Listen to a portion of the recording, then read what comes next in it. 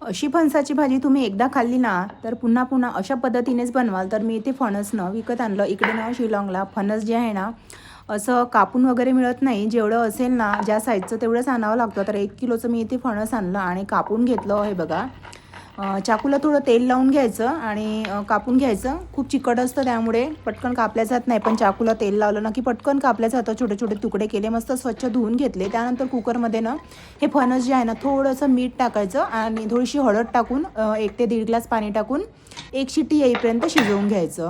खूप जास्त शिट्ट्या होऊ द्यायच्या नाही. 1 शिट्टी झाली ना तरी लगेचच फणस शिजलं जातं. आता 1 शिट्टी झाली, साईडला ठेवलं कुकर थंड होतपर्यंत आपण थोडा इथे मसाला तयार करून घेऊया. तर कांदे मी थोडेसे असे लालसर होईपर्यंत भाजून घेते. त्यानंतर हे बघा शेंगदाणे, इथे लवंग, काळे मिरे आणि 2 मोठ्या मी इथे विलायची घेतली आहेत आणि मी इथे पंपकिनच्या बियासुद्धा घेतलेल्या आहेत. सर्व भाजून घेतलं. सोबतच कोकोनट पावडरसुद्धा भाजून घेतलं. आता अद्रक, लसूण आणि टमाटरची पेस्ट मी इथे तयार करत आहे आणि आपला जो भाजलेला मसाला होता त्याचीसुद्धा मी इथे पेस्ट तयार करून घेत आहे. हे बघा, दोन्ही पेस्ट आपल्या इथे तयार झालेल्या आहेत. चला आता आपण मस्त झणझणीत फणसाच्या भाजीची फोडणी देऊया. तर हे बघा, माझ्याकडे हे कुकवेलचं जे आहे ना मिक्सर आहे. पटकन मसाला बारीक होतो, फार जास्त वेळ लागत नाही. तर इकडे कुकरसुद्धा थोडं थंड झालेलं आहे. हे बघा, फोडून दाखवते. खूप छान असं शिजलेलं आहे.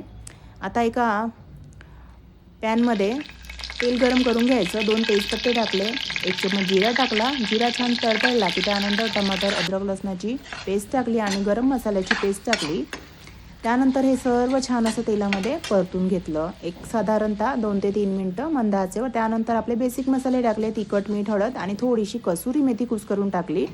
तिखट तुम्ही तुमच्या आवडीप्रमाणे घ्या, म्हणजे आम्हाला खूप झणझणीत आवडते त्यामुळे मी थोडं तिखट जास्त टाकलं.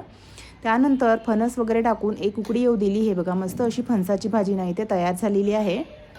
हे बघा, दिसायला इतकी अप्रतिम दिसत आहे. वरून थोडीशी अशी कोथिंबीर टाकली मी आणि मस्त गरमागरमनं भाजी ही भाताबरोबर सर्व केलेली आहे. कशी वाटली ही फणसाच्या भाजीची रेसिपी मला कमेंट करून नक्की सांगा. आणि अशा छान छान रेसिपी पाहण्यासाठी ना पटकन सबस्क्राईब करा, लाईक करा, शेअर करा. आणि कुणाकुणाच्या तोंडाला पाणी सुटलं ही फणसाची मस्त झणझणीत आणि तर्रीदार भाजी बघून मला कमेंट करून नक्की सांगा.